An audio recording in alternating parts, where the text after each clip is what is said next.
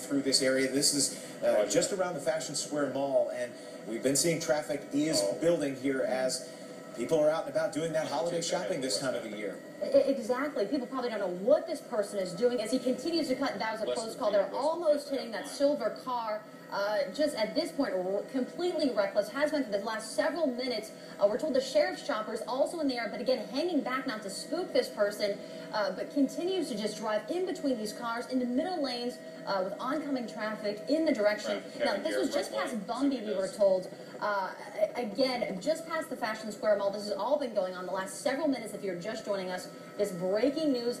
Again, sheriff's deputies following this car, but in unmarked vehicles, at least a half a mile behind that person. And it's just wild as they keep going on the road here. And we've seen people walking on sidewalks near this scene.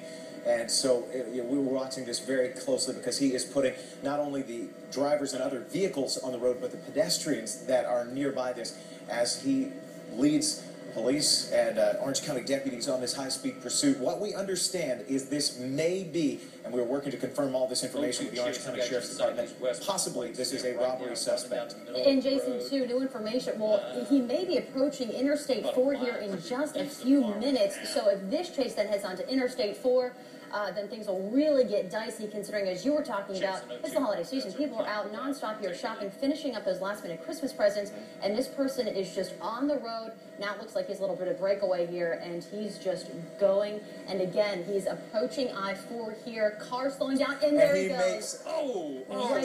He had T-boned that black vehicle right there. You saw this crash, and we are going to keep a close watch on what is happening here as emergency vehicles will come onto this scene. We're taking a close look at this driver. He gets out of the vehicle and he is limping.